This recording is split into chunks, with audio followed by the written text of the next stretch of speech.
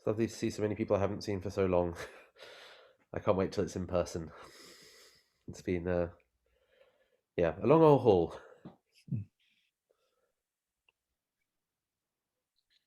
Hi, Dara, David, could I just check, is my audio on, my microphone on? Yeah, you're perfectly audible. Thank you. No, I don't want to be. I'm on, actually on my phone, and I'm trying to work out how to switch the microphone off on here. Ah, I've okay. just muted you, Mark. You're muted. Okay. Just see.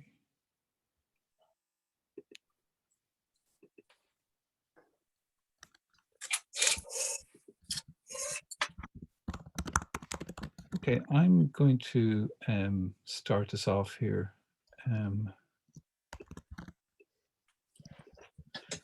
For the first few moments.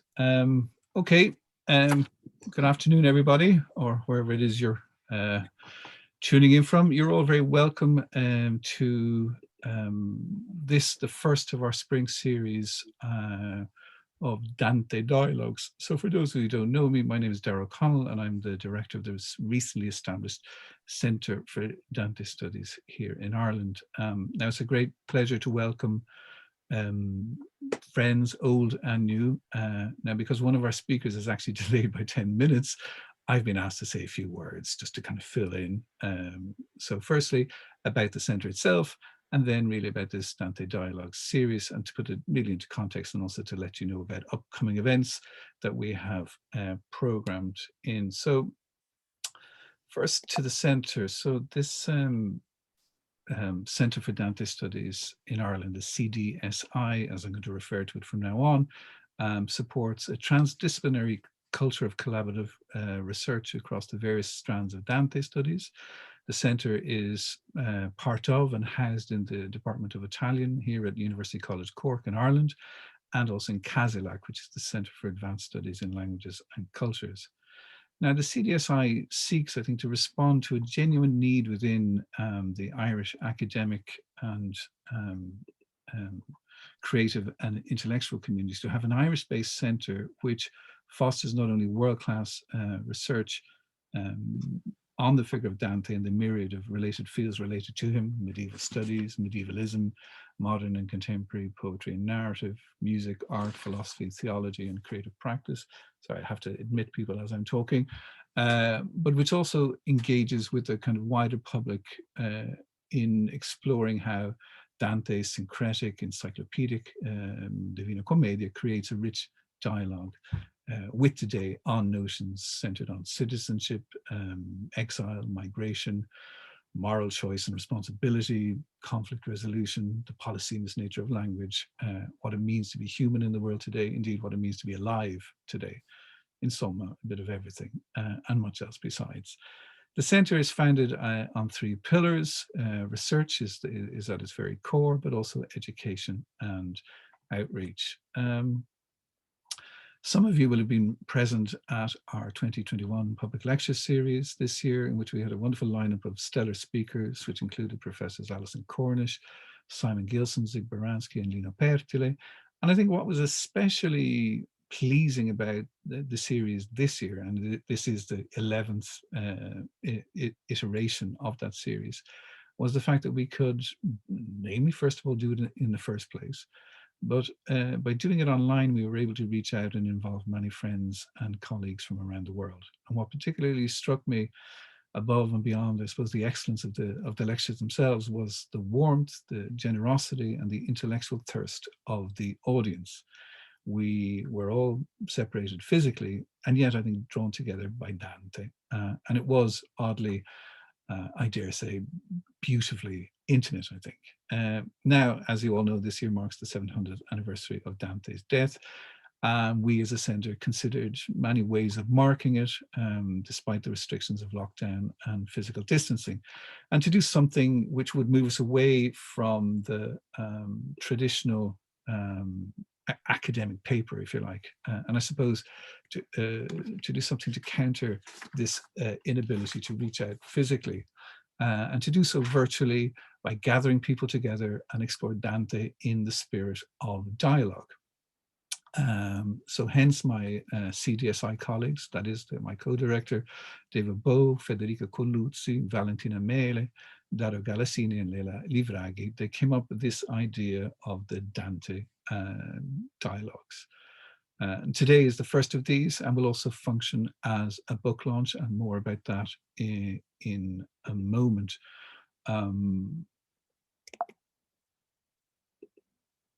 So what about this series? Well, as you can see, we have an extremely rich program of dialogues coming up this spring. After today's, on Friday the 16th of April, we will have Approaching Dante, new publications with George Corbett from the University of St. Andrews and Simone Marchesi from Princeton. We're looking at these two wonderful, wonderful volumes. George's Dante's Christian Ethics, Purgatory and Its Moral Context, recently published by Cambridge University Press, and Simone's A proposito di Dante con 100 passi nella commedia, and he did this in collaboration with the illustrator Roberto Abbiati. And our friend and collaborator Heather Webb from Cambridge will be mediating that particular encounter. Then on the 30th of April, we will have Collecting Dante between archives and libraries. And this will be with Christian Dupont from Boston College, Julianne Simpson from the Rylands Collection, and Corina Salvadori Lonergan from Trinity College, Dublin. And there, Federico Colluzzi will mediate that particular one. Then on Friday, the 21st of May, we will have Illustrating Dante, Manuscripts Medieval and Modern. And that will be with Melissa Conway, who has been traveling digitally through various manuscripts of the Commedia, and then also George Cochrane, the artist and illustrator, who has just recently produced this most wonderful manuscript of Dante's Commedia. I go on Twitter every day just to see what the two of them have what feast for the eyes they have served up on a daily basis. And then between Collecting Dante and Illustrating Dante, I'm also in the process of organizing a further Dante dialogue with Paolo Pellegrini from the University of Verona to discuss his recently published Dante Alighieri, Una Vita, published by Einaudi. And then in the autumn, we're also planning another series of dialogues, which will include one on Dante and Cicero with Andrea Robilio, Giulia Gaimari, and Vittorio Bufacchi. And another one we have scheduled is Dante e la città dell'esilio, which we'll be doing in collaboration with Matteo Ottaviani at McGill University. Another one will be Dante and the Women Poets. Dario Galassini is organizing that, and we'll have people like Cristina Landa and others. And finally, two separate dialogues on Dante Futures. So we're still in the process of exploring this and putting them together. So as you can see, 2021 is quite full in terms of the things we're trying to do, but I think also quite rewarding, or should be at least. One of our invited guests recently asked me, what do I mean by a Dante dialogue? And I thought it was a valid question. And to him, I say, and I say now to you, the following. Imagine, if you will, a group of friends, good friends, gathered together in a warm, cozy Irish pub. There, they hit upon a topic and each speaks passionately about their particular take on the topic, holding their ground, but allowing, I suppose, this dialogue to flourish. And everything done in the spirit of friendship. This is what we intend, I suppose, by dialogue. And this is what we hope for the series. And I also should add that when each has had their time and dialogued with each other, we genuinely hope that you, the audience, will contribute to the discussion. Now, usually I would leave this till the very end, but given that I have to use up a little bit of time, I'm going to advertise it now. I mean, obviously, all of you know that next week we have that thing that is known as Dante Di or Dante Day, and that's next Thursday on the 25th of March. And what we are going to be doing is, some of you will remember that back in 2014, we hosted the Irish artist Liam O'Brien's collection of lithographs inspired by the Inferno. And in the interim, Liam, who is an excellent artist, has finished the whole suite of lithographs for the Commedia. Because of lockdown and because of the fact that the physical exhibition, which was due to take place in Dublin Castle, cannot happen, we have put together an online exhibition which we will be launching next week. And Dario Galassini in particular has designed this wonderful website which will host all of these lithographs. So we will be launching the exhibition next week at 5 o'clock. So if you're doing nothing else on Dante Day, but I know given the majority of people in the audience are probably doing around 20 things on that day, if you do have time at 5 o'clock, do tune in to us, and we will be launching what is a really, really wonderful selection of lithographs. It's the first time an Irish artist has really dedicated himself or herself to speak to the whole of the Commedia. And but the exhibition will run from next Thursday right till December 31st. So what about today's dialogue? Well, reading Dante in dialogue, book launch poetry in dialogue in the Duecento and Dante with Rebecca Bowen, Akash Kumar, and David Bowe with Valentina Mele as our mediator. So just to kind of introduce our invited guest, Akash Kumar is a visiting assistant professor of Italian at Indiana University, Bloomington. His research focuses on Duecento poetry, Dante's Commedia, and the cultural mingling in the medieval Mediterranean. Recent work includes collaborating with Richard Lansing on the complete poetry of Giacomo da Lentini with the University of Toronto Press, 2018. And the forthcoming essay, Vernacular Hybridity Across Borders, Dante, Amir Khusrau, and Sandra Burke in the volume Dante Beyond Borders. Rebecca Bowen received recently her PhD from the University of Oxford with a thesis on figures of love, amour in antiquity to the Middle Ages, which won the Society for Italian Studies postgraduate prize. This thesis examined the personifications of love from classical antiquity to pre-Renaissance Italy, with a special focus on Dante's Vita Nova and the reception of Inferno 5 in Boccaccio and Petrarca. Her current project, Picturing Love in Renaissance Italy, Petrarch, Boccaccio, and the Return of Cupid, examines the re-emergence of the classical Cupid as a figure for universal love in the works of the early Italian humanists, comparing textual sources to the early illumination cycles associated with Boccaccian texts in particular.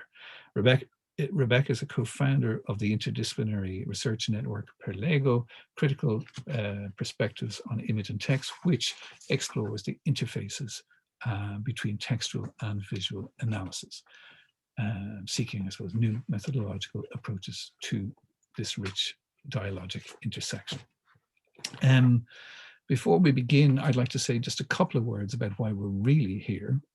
Today, the Centre is launching this wonderful book, David's Poetry in Dialogue in the Duecento and Dante, Oxford University Press. Last night, I reread the final chapter, Ars Legendi, Ars Poetica, The Siren and the Poet. And I was struck yet again, not only with the elegance of the style, but also with the elegance of its thought. It is positively brimming with ideas and parallels. The activity of it, rather, what it is doing, the acuity, I suppose, of its reasoning is equally, I think, matched by the wonderful erudition that has gone into this book.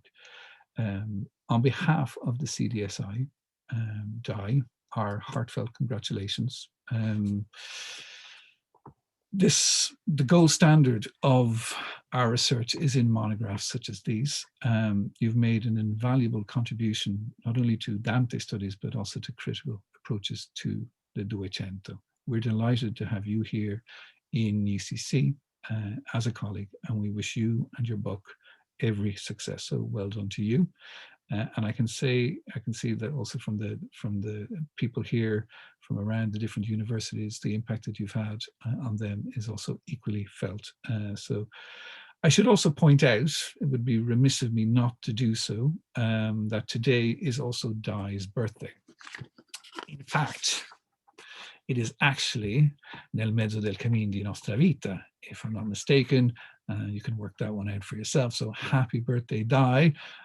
So perhaps at the end, we can raise a glass, not just to the launch of this truly magnificent volume, but also wish you a happy birthday in style. So I'm just going to finish this PowerPoint and get back to this. Thank you, Dara. You're welcome. So I think I've spoken enough. I've used up enough space and time. I hope Rebecca's here. Well, we will continue regardless. So I'm now going to hand over the reins to my colleague from the CDSI, Valentina Mele. Valentina, a te la parola. Good afternoon, everybody. Thank you again for joining us. I won't speak very much now. I just want to say that I'm really happy to be mediating the session today, because I first met Di in Oxford in 2015, and I remember discussing what I believe were probably the seeds of what is the book now. So I'm really excited to be here and to see the results of such a wonderful work. I would now leave the floor to our two invited guests who will chat, and then they will respond, and then perhaps we'll open the floor to the rest of the audience to jump in and ask questions. Akash, you can. I believe I'm going first. Thanks. Yes. Yeah. Thank you, Dara. Thank you, Valentina. What a pleasure it is to be here. Thank you for this kind invitation. So I'm going to speak a bit about the first half of Di's book, and then Rebecca is going to pick up with the second half, and then we'll dialogue together thereafter. It's a distinct pleasure to speak at such an event to mark the occasion of a dear colleague's wonderful contribution to our field. There's much that Di and I share in our approach to the Duecento and to Dante. First and foremost, we insist forcefully and unequivocally that there's much to be gained by reading the century of radical poetic production across Italy before Dante. And that we not read these poets only through the lens of Dante, poet of the Commedia, writer and theorist of De Vulgari Eloquentia, autobiographer of the Vita Nuova. He wants us to read these people, these poets in a certain way. He wants us to read himself in a certain way. Through our respective critical formations, I studied with Teo Barolini, Di with Lele Graniolati. We are very well schooled in ways of reading against the grain, of resisting the overdetermined nature of the Commedia that has allowed Dante to dictate his reception and the reception of others over these long centuries.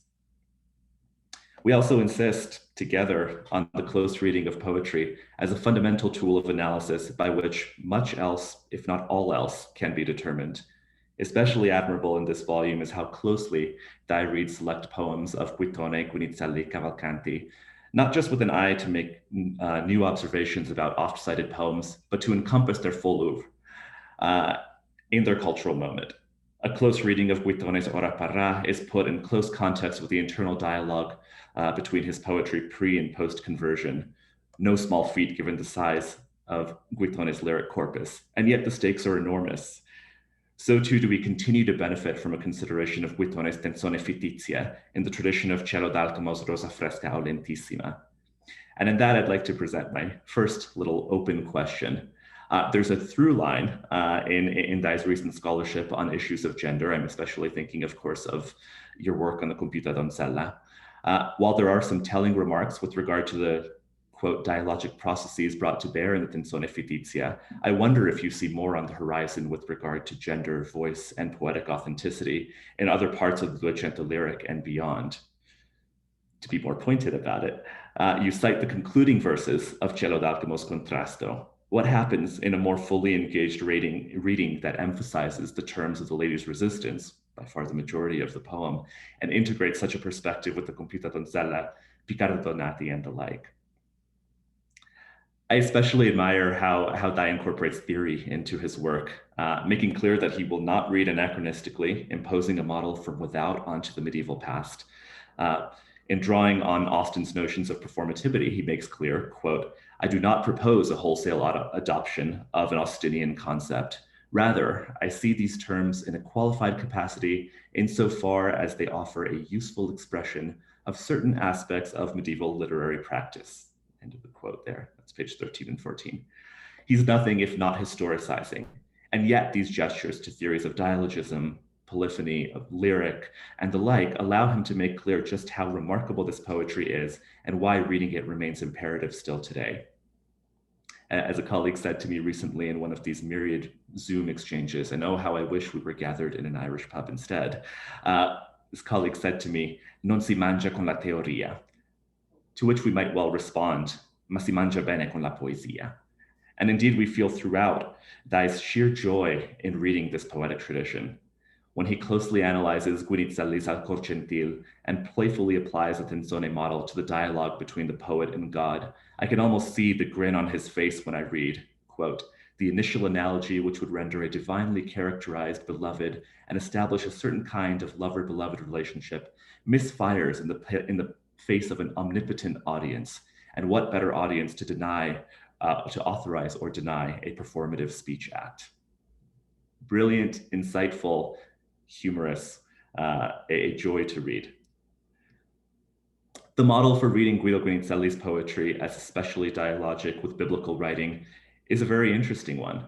Particularly telling is the reading of Buonaggiunta's critique of Guido in his sonnet Voi che avete mutata la maniera, that actually provides the poles of canzone and scrittura to actually read all of Guinizelli's corpus in a way that gives the Lucchese poet something in return for the, quote, excoriating counterattack against Buonaggiunta's stylistic conservatism, end quote. That is Omo che saggio.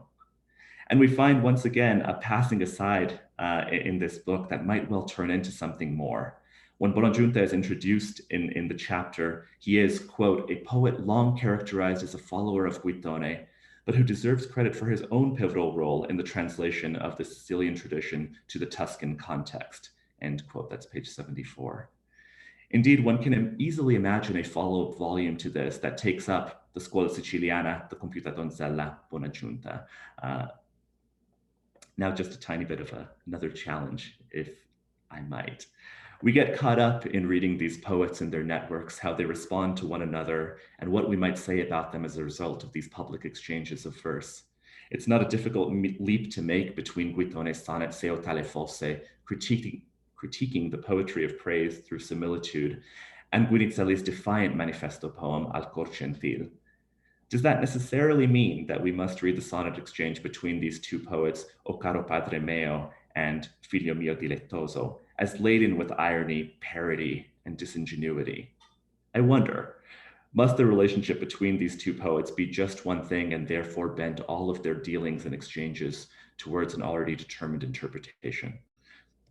I've been thinking more about friendship and comedy in recent times, as I'm sure we all have in the age of COVID. And I wonder if we can't be kinder and think of individuals being kinder to one another. And then we, of course, come to Cavalcanti, where this volume really shines is in Dai's ability to read what has often been read, but to do so in such a meticulous, clear, and synthetic fashion, whereby, nonetheless, new insights continue to emerge.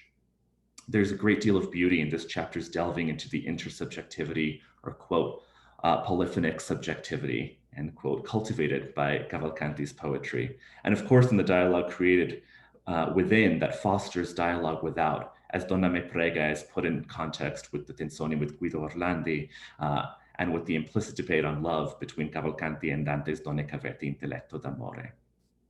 Taking the larger whole, I remain so very pleased to have a comrade who insists on the importance of reading these poets, not as stepping stones on the way to the commedia, not even on their own terms of the construction of canzoniere and cultivated poetic biography, but for all that they are in themselves and in dialogue with one another. Thank you and happy birthday. Thank you, Akash.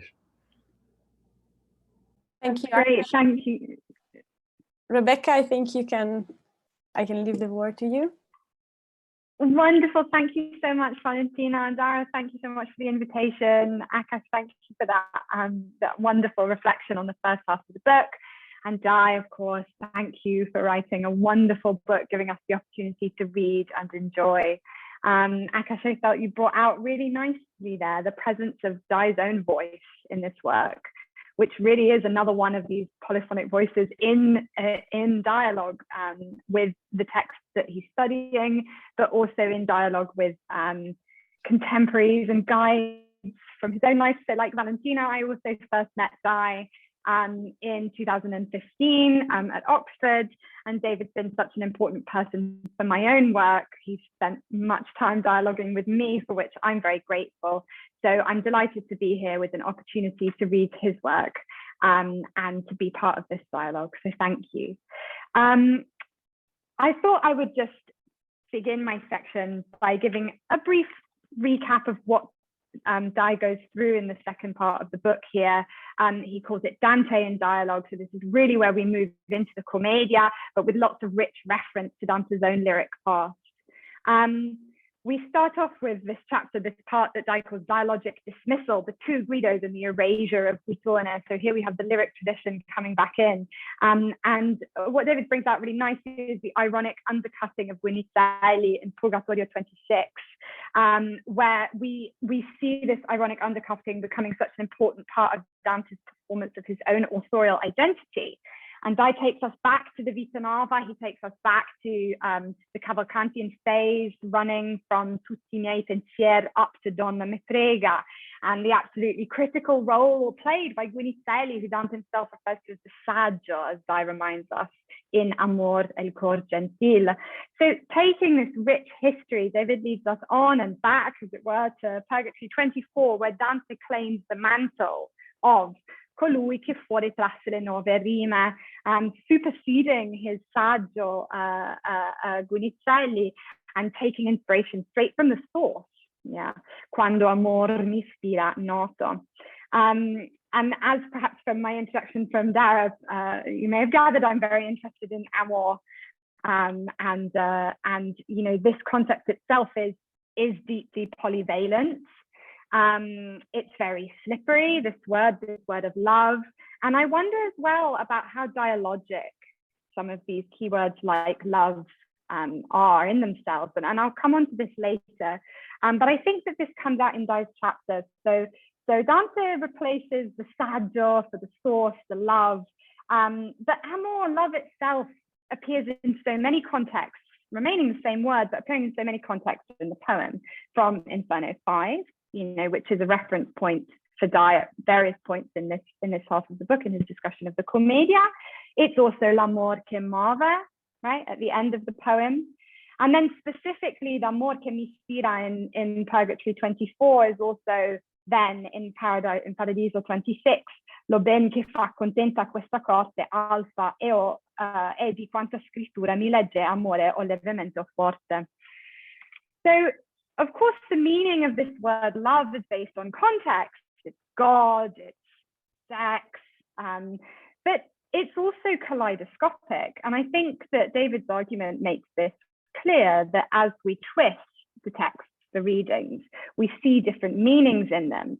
And Dai really brings out the fact that love is deeply bound up with many other important and deep strands in the text, with love poetry, through that combining the notions of eroticism and intellectual pursuits, and bringing us always again to the early tradition and grounding it in these close readings.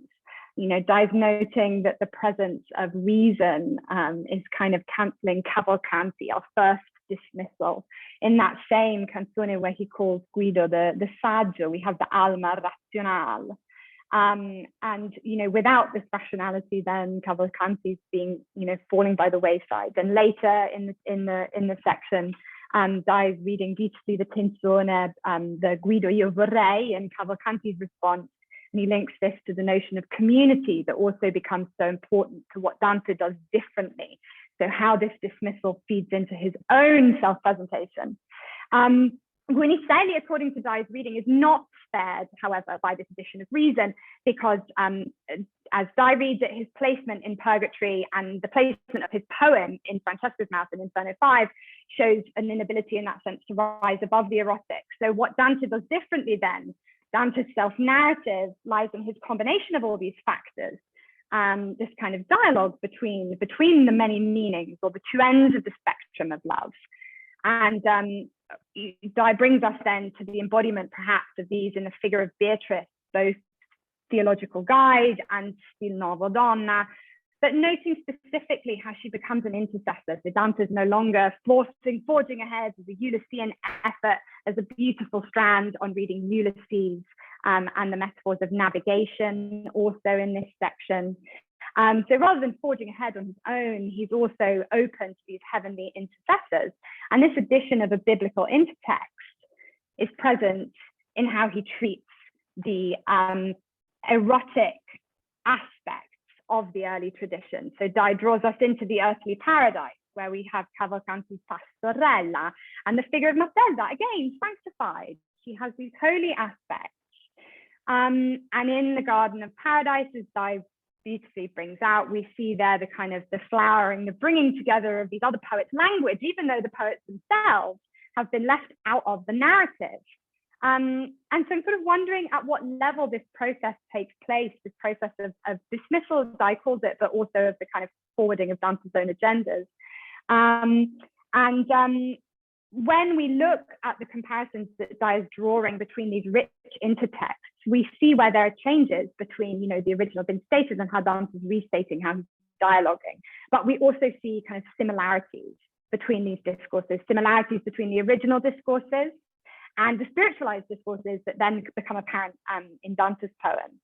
And I think what Dai really brings out then in the final part of the book about the siren and the poet is that the battleground for this meaning, the battleground for this dismissal, but also this similarity is in the interpretation of the reader. So Dai presents this rich reading of the allegory of the siren and the stripping of her vestimenta as a kind of discourse on exegesis. But the fact that this happens within the narrative itself shows us a removal of the need for the prose commentary. So the text begins to enact its own exegesis. The poem emerges as its own interpretation, you know, together with the reader. And so we're left, as Dai puts it, with a situation in which explanation and interpretation are left to the readership, as the poetic text becomes the sufficient and indeed the only viable means of communicating the kind of truth with which the commedia, the sacrato poema, is concerned. So taking his former interlocutors, Dante's dialoguing with them, bringing them into his own work, and then constructing the authority for his narrative to provide all the self-interpretation that it needs. And as Dai notes at the end of the book, it is only by returning to these earlier intertexts, to these textual interlocutors, that we can break open the veneer of self-sufficiency that's embedded in Dante's texts and begin to witness these dynamics of negotiation. And so do I have time to open to more of a question? So with these dynamics then of negotiation, which is what Dai's book I think is all about, I'm wondering if there's one area where this movement is still visible in the text itself, a factor that necessarily disrupts this self-sufficiency that Dante claims and that David so rightly unpacks within the narrative as being, you know, all that it needs, doesn't need the prose anymore. And I wonder if this is the kind of profound and unfixed variation that comes into some of the keywords of the poem, like amor, with its multiple meanings there. How much can we say that those meanings on their spectrum are in dialogue with each other, mutually affected? So that Francesca's amor and amor che muove, despite the differences in context, retain this mutually affecting capacity. And so I wanted to end by opening, because I know that David's projects as well looking forward into how dialogues continue with Dante after the fact, so not just Dante's dialogue with those who came before. But Boccaccio, in his Amorosa Visione, obviously is kind of dialoguing in a way with Dante's original text that takes it quite far from the intended context of our poets, of the poema sacrato. And the Amorosa Visione was itself a product of dialogue with Boccaccio. We have the two versions of the text in the second version, and was really revised. Sorry, did I say Boccaccio? Boccaccio's text in dialogue with Petrarch. So having read Petrarch's Trionfi, Boccaccio really revised his Amorosa Visione. And what I wanted to focus on was how Boccaccio offers an image of Dante himself. So in a way that's very akin to how David's reading these intertexts in his book, we have a lot of lexical borrowing. So in the second capitolo of Boccaccio's Amorosa Visione, we have this strong taking from the Paradiso. Somma e graziosa intelligenza che muovi il terzo cielo, santa Dea, metti nel petto mio la tua potenza. And it's just brimming with the language of the Paradiso. Because 3 capitoli later, Boccaccio is kind of diverted from his own moral journey, which is the center of the Amorosa Visione, and he's come to a room where he's seeing these dipinti all on the walls, and he sees an image of Dante, and Dante not surrounded by the heavenly host, as Dante himself leaves us with the image of him, at the end of the Paradiso, but surrounded by the muses. And Boccaccio calls him costui è Dante Alighieri fiorentino, il qual con eccellente stil vi scrisse il sommo ben, le pene e la gran morte. Gloria fu delle muse mentre viste, ne qui rifiutando esser tuo consorte. So again, with this interpretation of the word love, Boccaccio can't quite believe the success of Dante's dialogic kind of bringing together of the spectrum of love, of the eroticism, the intellectual discourse, the addition of spirituality, and Boccaccio kind of leads him there with the poetic muses, with these hints of eroticism. And so Dai's book allows us this chance to kind of witness Dante's own process of bringing all of these different strands together. Thank you. I hope I didn't go on for too long. I'm delighted to hear Valentina's questions, and I propose my questions to you. Thank you, Rebecca. I think David has many questions to answer, so maybe you will proceed step by step, and then I'll add some at the end if there will be time. Thank you. Thank you both for your very kind words and for your your thought-provoking observations and questions. If I might start in order, as it were, and begin with some of the things that Akash raised. There were a couple of points which really struck me. One of which is just to say that in as regards the discussion and representation of gender, and particularly the role of the donna in these poems. That's precisely that's my primary focus at the moment. So thank you for kind of almost reinforcing my sense that this is what I should be doing. What I'm primarily working on here at UCC is the representation of feminine voices and female characters, speaking female characters, from the Duecento through to the Duecento. And one of the things that's really interesting to me is precisely the ways in which and what emerged really out of those readings of Buitone was an interest in the ways in which the representation of feminine voices in the Italian tradition is so rooted, grounded, framed in dialogue. So in other traditions, you have these the genres in for example French and Provençal of the aubade and or the alba, the dawn song. You have other traditions that you have the canticas de amiga in the amigo in Spanish, in Spanish and Portuguese, or Lusophone languages. You have but in Italian we don't have these spaces where you have a kind of dedicated genre so much of the single female voice speaking in a lyric form. And the majority of the voices that we find are embedded in these dialogic poems, whether they be contrasti or tensoni, or then we start to see them emerging as characters in Dante's work, and later in the work of Boccaccio, obviously, and elsewhere. Petrarch, notable for his silencing of women in his work, as the kind of standout here. And so that's something I'm deeply interested in, and actually one of the ways I've been looking at it is thinking about kind of how far we can kind of align the notion of subjectivity and agency in these texts. So the fact that you have someone who is saying I in these texts, and how that's often, or a female character, or a woman who's saying I in these texts, and how far that's so often connected to the question of agency. In a kind of social system that seeks to deny them agency. So you have, for example, in the contrasto, well, in the Cielo d'Alcamo example, you have yes, you have this example of the kind of courting male poet trying to kind of push his desires onto the lady using all this kind of highfalutin courtly language, while she shuts him down again and again and again, but he eventually wears her down. I kind of often think of that poem as essentially just an extended essay in pestery. But you then have traditions like the kind of malmeritate, the kind of the sonnets, the poems of ill marriage, or indeed the poems about wanting to or not wanting to yet marry. And forgive me if I forget my first lines here, but you have Mammal of Tempo è venuto, in which is a text which is preserved in multiple places in the Memoriali Bolognesi, for example. So it's clearly a text that's being read and memorized and recopied and kind of preserved, in which a young woman says, "I'm ready to marry," and her mother says, "You're not ready to marry yet."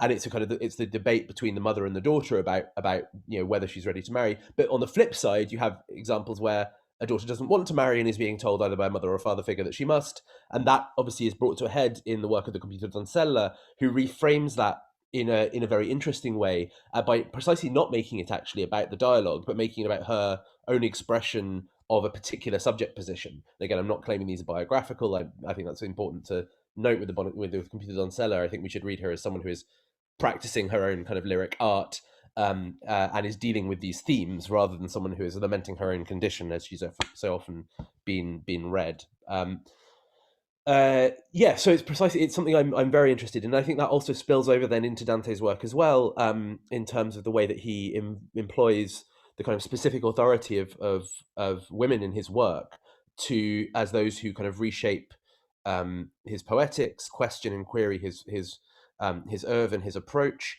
and fundamentally kind of then guide him to the kind of the work of Paradise, right? The kind of the writing of Paradise. That, to me, and kind of what I'm exploring is the ways in which that differs between poems ascribed to women and poems ascribed to men. The way that kind of shifts across various texts and genres and forms, and also the ways in which the kind of the role it has, I guess, and how it's kind of why it is that it comes to be so significant. Part of which I think is to do with, as is codified in the Vita Nova, this notion that these are texts ultimately with women as the kind of at least the implied audience, and so that kind of perhaps the lyric text grants a special power or a special authority to women as readers and interlocutors. And that's something that for me really comes out in the exchange with the Donna Villana, the Guitone Tensone Fitizia, with the Donna Villana, which you referred to in which I talk about in the book. And that was the exchange, precisely that exchange, and trying to think more about that question is what led me down this particular road. I hope that kind of starts to answer the question and the challenge there, because it's a challenge I'm very much trying to meet head on, because I think it is work that that is important and that I think is really I'm finding to be very, very interesting, and I think is worthwhile. And obviously you have people like coming into that mix. You have people like Cecco Giudieri as well, and the kind of the figure the dialogue sonnets with Becchina, where you have the kind of the two rapidly exchanging voices, line by line of poet and or court lyric speaker and lady in this immediate dialogue in a very similar mode to what we see in Cielo d'Alcomo's Contrasto, where you have the kind of the male voice being kind of very courtly and attempting to kind of spin out this kind of courtly persuasion, and being just shut down time and time again by a suspicious realist reader of his work and reputation in the figure of Becchina in that instance. Although that's also has its own kind of complications and evolutions over the course of the work. The suggestion about thinking about the kind of the kind of reading from the Scuola Siciliana to the Computer Doncella via Buonaggiunta and so on is a fascinating one, and would be something I would love someone else to do and would love to read. But I think you're right. There's more to explore there, and I did kind of. There were a lot of things that I realized that I would have liked to think about more, but didn't have the space to, and then found new priorities. I think this is the part of the kind of the biography of the autobiography of research, is that you recognize there are these questions which would have been great to have time to answer, or you might come back to, however long in the future if you're still in a position to be doing this stuff. But that was the question of the kind of gendered representation was precisely the one that caught my imagination, to put it no other way, and felt more urgent to me to pursue. So while yes, there is definitely more to explore, much more to explore there, it's not something I see myself exploring particularly at least in the near future. Sorry, that's a bit of a damp squib of an answer, but it is something that kind of that's kind of where I am at the moment, which then brings me on to the kind of the bigger question, which is something which was that of whether I'm being whether I'm not allowing sufficient kindness in Gwynedd and his engagement with Gwytone.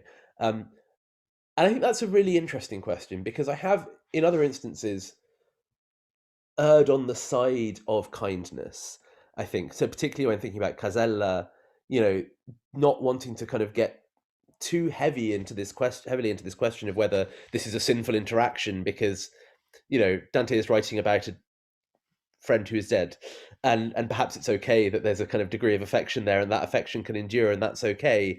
And actually, if we want to think about it in kind of more broadly theological terms, we could perhaps tie this back to some of the wonderful work Mele has done on the Desiderio dei Corpi Morti, and the idea of kind of desire and nostalgia for the body, and on a relational level, even in the context of paradise, right? That's So I think there is kind of a good defense there. But back to the question in hand, this notion of I think particularly reading Elizabeth Cogshaw's recent article on jousting with verse, which is on the tensone and the notion of friendship, and also in my discussions with you as well, Akash, I'm prone to be a little more generous-minded than perhaps I was when writing about that exchange. But I do, which is not to say I don't still see it as laden with irony and parody, and doing something critical, even if perhaps reading it as a critical text, even if perhaps the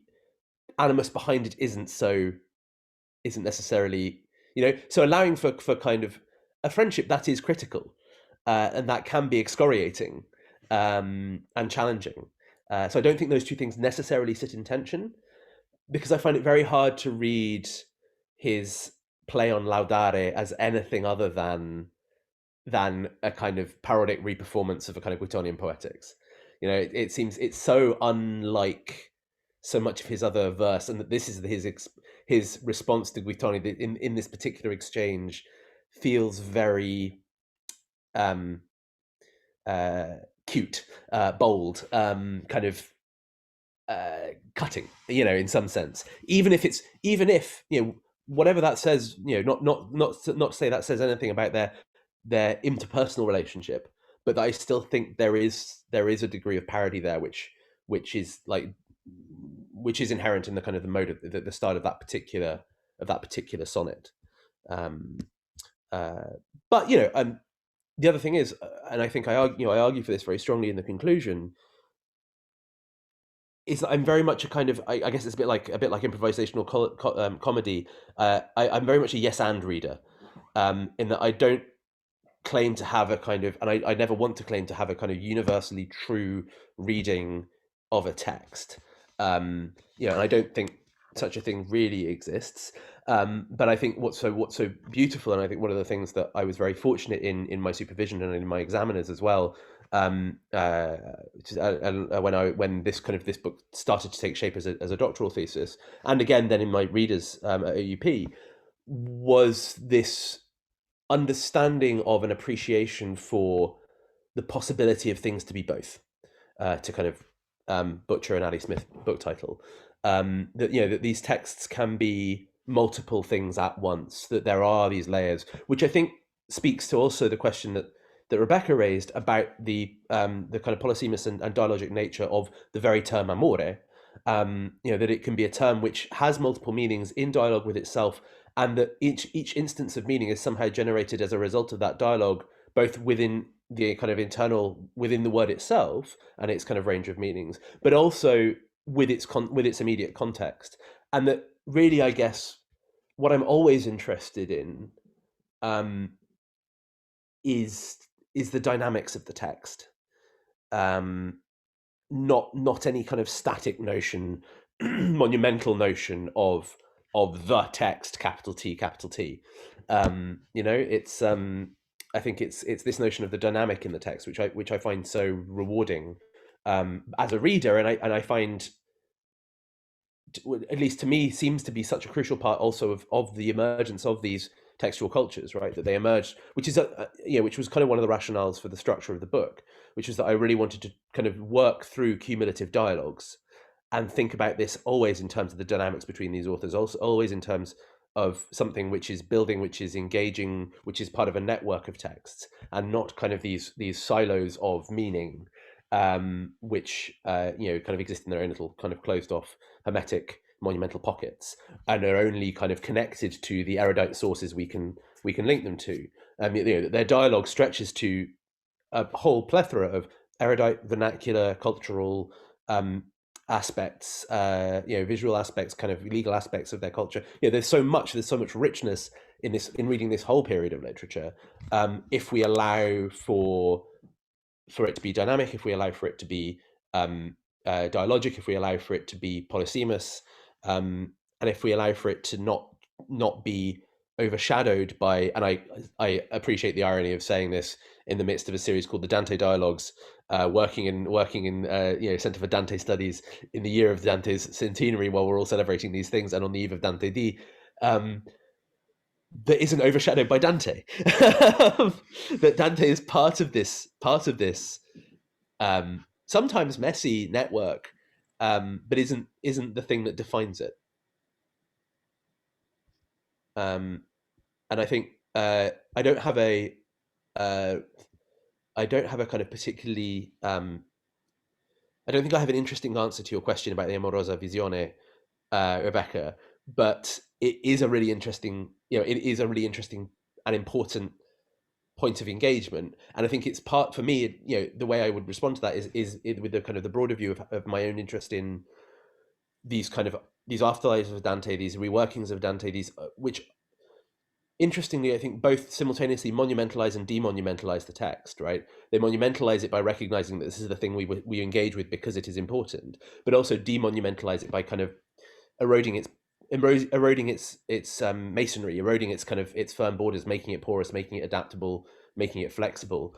And this is something that I think has been so interesting working here at UCC and collaborating with Federico Coluzzi, and indeed with many of you here on the Mediating Dante project, which is on its way to becoming a special issue of Italian studies next year. Which is precisely this notion of the ways in which Dante is mediated, changed, manipulated, shifted over time through his readership, but also how this is anticipated within the work itself. It's a text which presents itself when we're talking about the Commedia. It's a text which presents itself for this mediation, which anticipates these readings, rereadings, reworkings, anticipates these visual interactions, anticipates readership, and an effort of readership which has the potential to transform the text for me.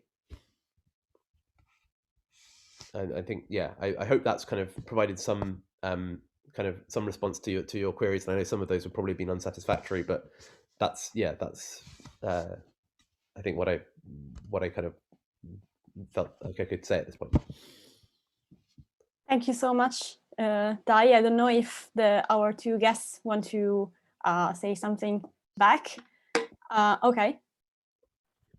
Yeah, thank you so much, Dai. I really like how you kind of took on board that challenge there in the Amorosa Visione, and I think it is a challenge, right? It's a challenge to the legacy, which you rightly say that Dante is constructing there for a readership, and therefore potentially also for dismantling, because the beautiful thing that you do in the second half of the book, David, is that you take that earlier tradition and you show how Dante is reframing in such a strong sense so many aspects of it to the kind of finest lexical detail, right? And building these dialogues that, as you say, we can then go back and kind of eavesdrop on by looking at the earlier texts themselves and comparing, contrasting. But I think that what then happens with this same framework, if we apply this same framework to what people then do with Dante himself, we open up this area also for irreverence, effectively. You know, this Baccatum idea that Dante's then there, but he's there with the muses. You know, that's not where actually Dante effectively wants to place himself in the end, right? Not in that earthly realm. So no, I love this idea, Di, that in presenting himself to the reader, he's also fortifying himself against their interpretations. But in the very nature of what he's doing, he's also creating space in a way for that to happen. Yeah. Thank you very much. So I think it's now time for everybody to jump in if you want to ask a question to Di. And while you perhaps think about your question, I want to ask a question to Di. So this is something that already came out through Beck's, Rebecca's questions. But I am interested in asking you about the issue of readers and audience, because we know that, of course, thanks to Manuele Gragnolati, who put it beautifully in his book, that the Vita Nuova can be read as a performance and as Dante's affirmation of a precise type of authorship. And the performance itself, the way that Dante does the same performance throughout his all works, Dante does it so transversally and in everything, highlights how the readership is so central to Dante, and the issue of an audience is always there when Dante performs his authorship and when Dante writes, simply. And the issue of readership is relevant to Cavalcanti in some other ways, because we can say that it's central when we read Donna Me Prega, and this is something we know, but the issue of an audience is also central in another way and perhaps on another level within the poetic text when Cavalcanti address the witnesses or those who should pity him. So we know that somehow readership is central both to Dante and to Cavalcanti, perhaps in different ways. But my question is, you talk about Guittone's subjectivity as a reflexive subjectivity, and what Guinizelli does, it's a bit different from Guittone. It's not a conversion, but it's a responsive development, you say, if I remind it well. My question is, what do you think, or what is the role, if there is a role, played by readership and by audience in these two other authors, in Guittone and Guinizelli, if you think there is already one? Yeah, I mean, absolutely. And I think Guittone in particular is hyper aware of readership.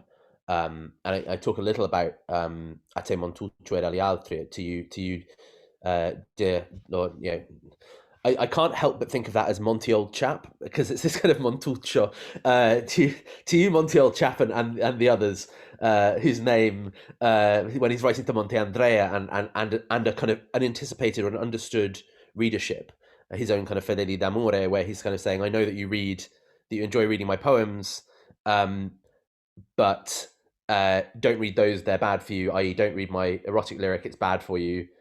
Read my religious lyric, which is healthy and will save you. And also Guittone engages so much, particularly in the latter work, in the conversion work, does so much proselytizing to an audience where he's writing to specific individuals or groups over and over again. So it's almost as if he becomes more explicitly engaged in discussion with an audience in the post-conversion work, where he's precisely preaching, right? It's almost like he's taking up a stance in the pulpit and giving his words of wisdom to his audience, although not necessarily in the most straightforward way. He's not doing so in a way that's going to be easy to read. He's not afraid of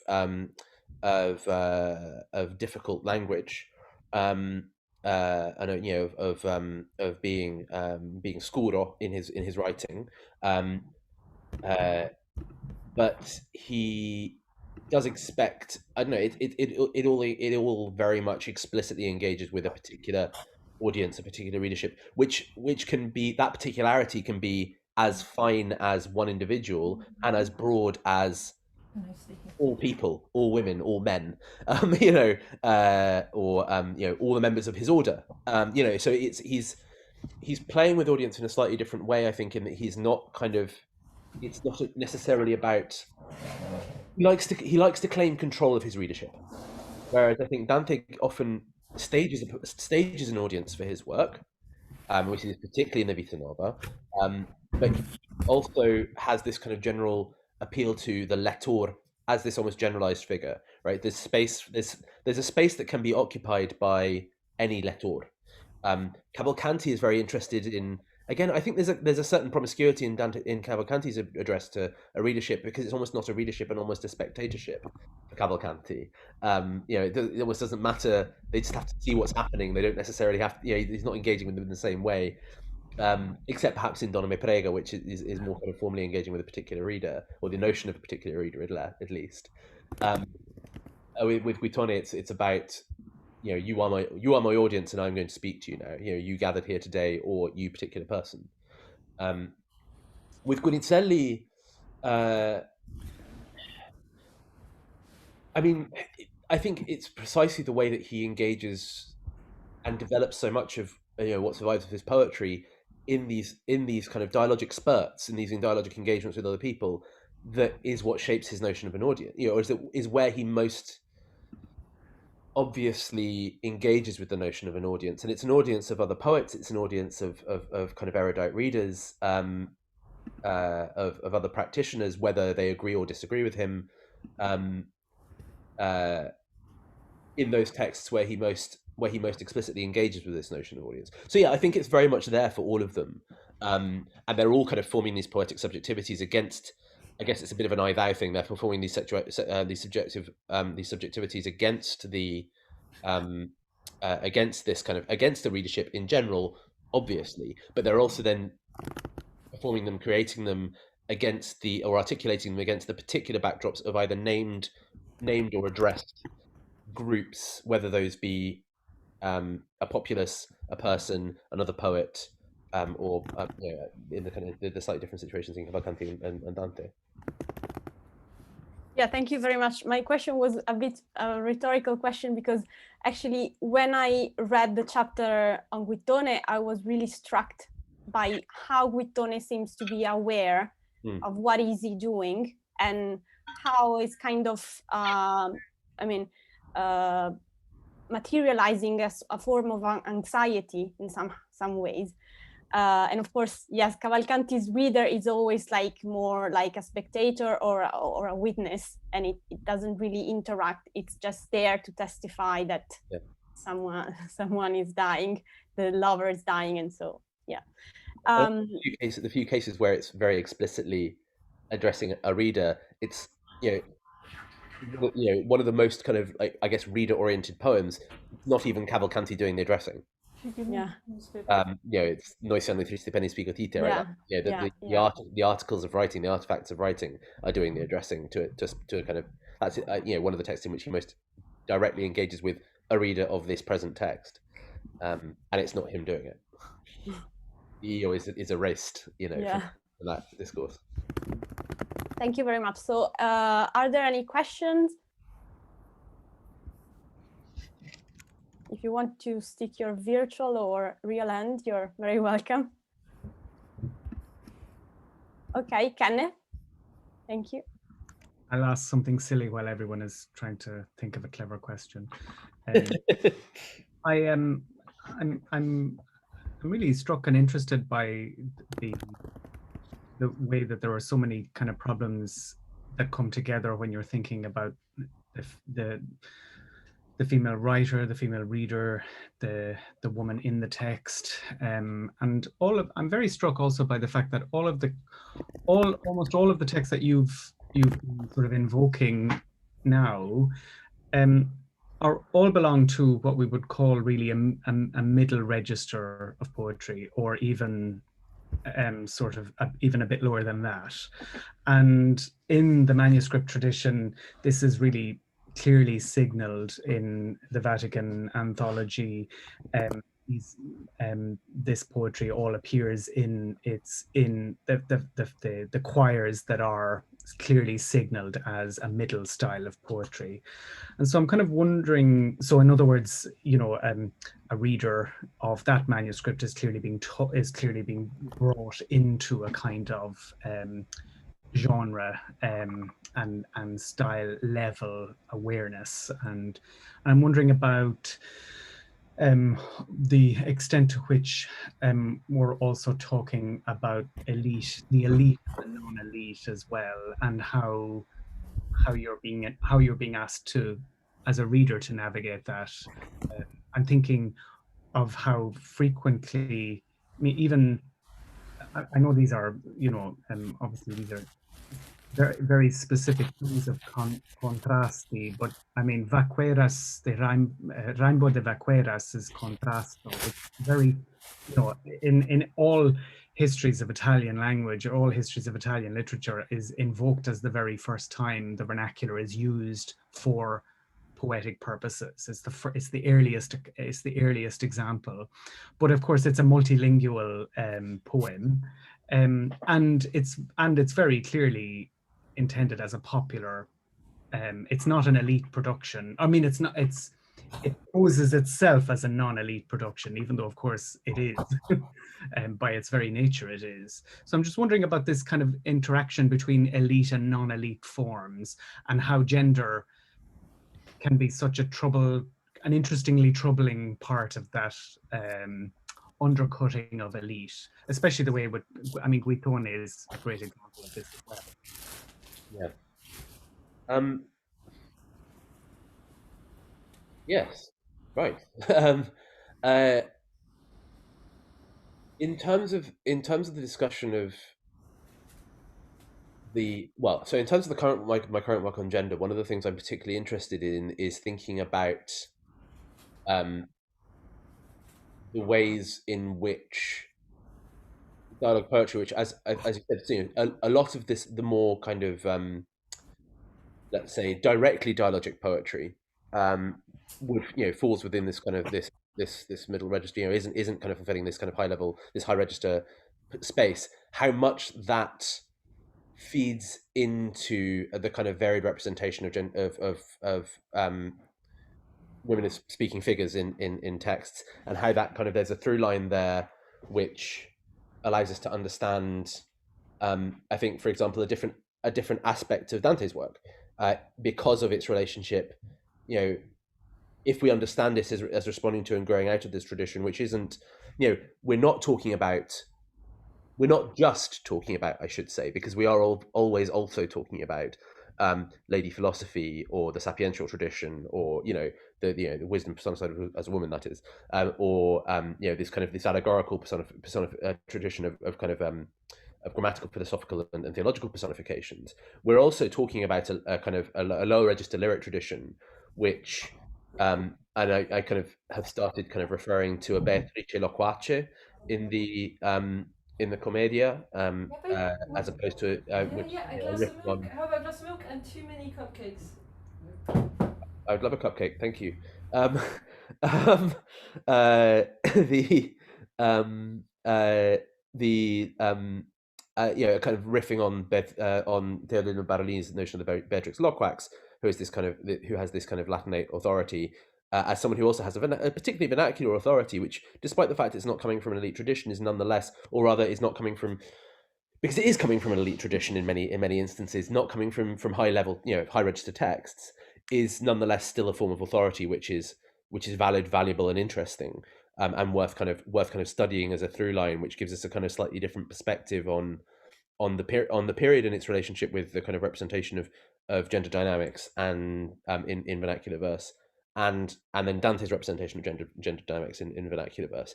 And I think the other thing I'm always interested in, and this has come up more through my teaching than my writing, as it were, to date, but it's something I do want to kind of think about more, or kind of, I guess, not even think about more, but flag more, and something I definitely kind of try and flag with students, is that precisely that this question of elite, a kind of class versus register is obviously is not a clear, it always surprised. I always found students very surprised when I showed them Dante's Tensone with Ferrezo Donati, for example.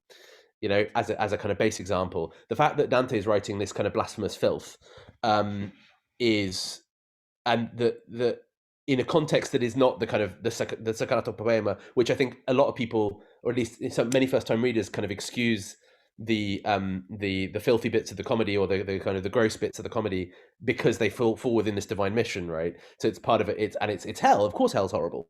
But like the fact that poets like Dante, the poets like Guinizelli, are writing these kind of bawdy, filthy, vicious lyrics, often catches students quite unaware. And I think it's good to always remember that these things are always multiple. These figures are always multiple. They always have these kind of multiple facets of their work, but also that their work has each piece of work has multiple facets. So even when Guinizelli is being his most kind of lowbrow, he's still drawing on the language of revelations.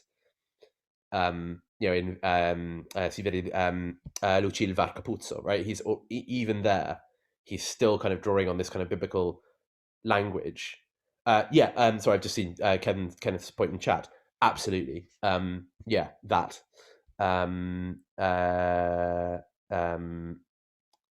So Dante Di Romano's response to the opening sort of the Vita Nova, which had a very interesting conversation. I mean, maybe Akash would like to kind of weigh in on that, because we had a very interesting conversation precisely about this text the other week. So that's kind of that would be my kind of general response there. Do we have other questions?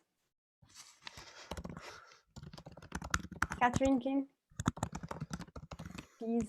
Thank you.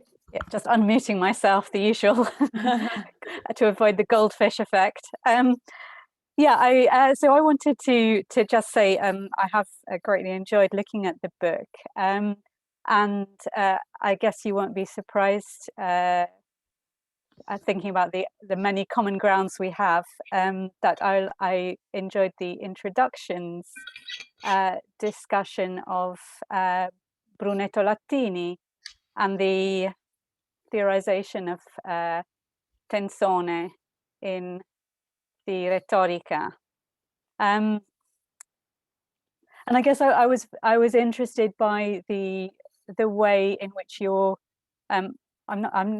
I'm not sure now if this is properly a question or merely an observation, but anyway, I'll continue. I was interested by the way in which you highlight the multiple possibilities that Brunetto articulates around the act of engaging in tensone, and its inherently dialogic demand. And you mesh it with some of the propositions about dialogism that arise from sort of a canonical theoretical writing such as Bakhtin's, but also propositions such as Claudio Giunta's observations on the inevitability of a destinatario. Yeah. So I suppose I was wondering how you are developing the notion of tensone, explicit and tacita, in any of your sort of ongoing work, because I think you introduced that Brunettian material very beautifully in the introduction of the book, and sort of let it then perhaps lie a little bit more implicitly beneath the following chapters. And I wondered if it was something that's going to recur in your explorations of questions related to mediation and or gender in your current projects. Yeah, absolutely. Yes, so I think it's not specifically Brunettian, but that kind of coming together of ideas is the kind of is an ever developing thing for me, and I'm always interested in approaching. I keep finding things that to me scream dialogue, and maybe it's just that I scream dialogue at them, but I think it's that they scream dialogue themselves, and thinking through texts precisely as even thinking through things like, and again this goes back to all of the conversations that I've had with Federica in particular about the notion of kind of less reception, more dialogue between texts, which is kind of stretched over time, but as well as kind of reading, as well as thinking through texts as being themselves in dialogue. Obviously, this question of the tensione and the dialogue text, specifically in the Duecento, is going to be is a significant part for what I'm doing in terms of the representation of feminine voices, precisely because they predominantly, not quite only, but predominantly exist in tensione, or at least in contrasto, which draws on some related dynamics or interrelated dynamics. So I think that's where it will, it continues to be relevant. I don't know how much or whether I will end up spending a significant amount of time kind of working through more of Brunetto, if that makes sense, except in as far as I think I've got more to learn, certainly, and again, from reading Elizabeth Cogshaw's recent article, thinking about, and in response to Akash's question, thinking about this idea of kind of productive friendship and productive tension that is articulated in the Rhetorica, and how that might kind of precisely offer a more generous reading of some of the texts that are kind of apparently, some of the texts that are at loggerheads, or maybe if not more generous, then at least a kind of differently situated reading of some of these texts within their kind of particular social and political context. But yes, the fundamental kind of structure there, the substructure there, is really important for me as I'm reading, both because of the kinds of texts I'm looking at, but also I think because of the ways in which I have just always found, from a very early stage, this notion of kind of dialogue to be a hugely productive one, while I'm thinking with texts. It's something I find very helpful to think with. I hope that's, sorry, it's not a hugely developed answer, but I hope that that kind of responds in some way. I think Manuele had a question, if I'm not mistaken. Yes, if I may, it is not really a question, even though it will, I think, end up with a question today. But first of all, it is such a pleasure to celebrate the book with all of you and see all these interconnections and dialogues and generations. And it's really wonderful only to know some of these exchanges and imagine all the ones that have been going on through all of you. I don't know, I wanted to just reflect about, how powerful reading. We were all, you were all saying, how readership is important, and how, really, what are also performative power reading, the act of reading has. So it's not just writing, but in a way it's also how reading creates or changes or performs, we could say, an author. So I don't know, so recently I've been thinking about whether it's possible to think of a politics of reading, in the sense that then, every reading is situated. We are, in a way, all invested in the way in which we read, whether we know what we are doing or not. And so now recently I've also become a kind of psychoanalyst, where, behind, a piece of scholarship, my own pieces of scholarship, but also other pieces of scholarship, I try to understand what the investment is.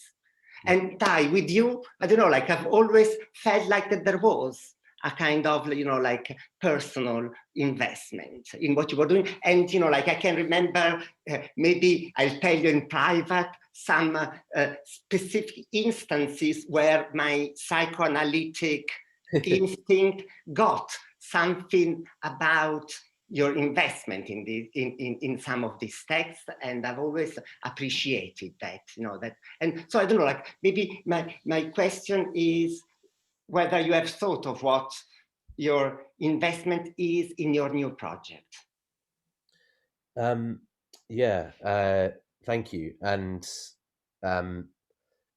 yeah, I think for one, the kind of the notion of a politics of reading and a situated reading is such a fundamental one. I think to pretend that any reading is neutral is in itself a political position, and so often I think it's important to kind of recognize in the moment in which we're, the particular moment where finally, if painstakingly slowly, some much needed reflection is happening across many fields in many disciplines, our own included, that the so-called neutral reading positions so often serve hegemonic power, right? That any neutral position is very rarely one that is doing anything other than oppressing other readings and other voices. That's what Donna Haraway called the God streak. Yeah. And why we have used in Italian the masculine pronoun, saying that it is neutral. It's exactly that version of power. Absolutely, precisely that, right? It's this kind of neutrality as supremacy, whether that be whether that be patriarchal or kind of or racial, white supremacy, or that there are so many aspects of that which are fundamental to ways we need to be thinking about the things that we're reading. And there's an impenure there which is, I think, really important, and a kind of a responsibility as readers and teachers of texts, as interpreters of texts, to our almost to the material, yes, but also to the context in which we're reading it.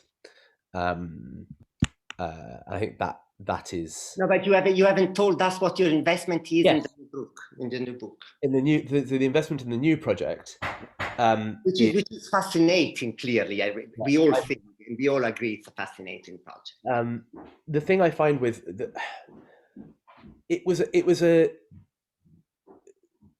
the kind of investment was essentially one born out of the kind of the recognition of a.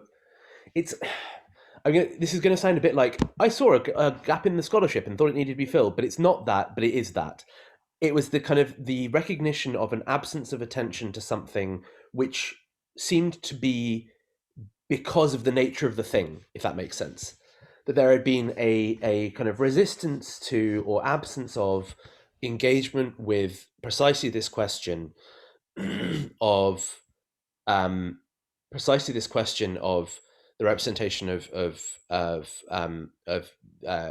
women characters, feminine voices in the early Italian tradition, which was to do with a narrative that was all about these kind of the male authors who wrote them, who wrote these texts, and even to the exclusion of and denigration of or removal of the Computer Donzella as an author from the early period. And so the kind of one of the working on the Computer Donzella was such a kind of important moment for me because of trawling through the scholarship and the amount of actually quite violently coded language about her work, or if it wasn't if it wasn't kind of violently dismissive and violently misogynistic, it was dismissive and minimizing. So you've got someone like Borgognoni who, not in writing about the Computer Donzella, although his tone there isn't much better, in writing about the Nina Siciliana, describes himself as a solemn judge calling for the execution of a woman poet. And that that's his way of saying, I dismiss the validity of this claim for her authorship, but what he frames it as executing her, right? That's the language that he's using. That's the kind of the level of violence we're talking about in some of the early criticism. And that then becomes a different kind of patronizing language in De Sanctis Historia della letteratura italiana, where he's kind of talking about feminine simplicity, meaning it must be a woman writing these verses. And you have these two poles of saying a woman couldn't have written this because women won't write written this because it's good, or a woman could have written this because it's simple. And those are basically the two poles of critical discussion up until Paolo Malpezzi Price's work on the Computer Donzella in the 80s. And that's when things start to shift. And so that some of it comes from a position of frustration, some of it comes from a position of anger, and some of it comes from, and the rest of it comes from a position of fascination. Thank you, Dai. I think that I've already put you on the couch enough. Yeah. So I want to thank you, all of you, and it's particularly fun to close this session thinking about readership as a group of readers who has just read a book on dialogue. It's a bit like kaleidoscopic. It is a bit a mise en abîme. I want you to please join me in raising a glass or perhaps a bottle if you feel very festive. It's Friday to celebrate Dai's book and Dai's birthday. So it's a double celebration. And to thank our invited guests and David. Thank you all very much for coming, very much for being here, for your questions and challenges and responses and your generosity, and for all the conversations we've had over the years, and to many more conversations to come. Sorry, I should have said many more dialogues to come. That would have been more on brand, wouldn't it? Cheers. Cheers.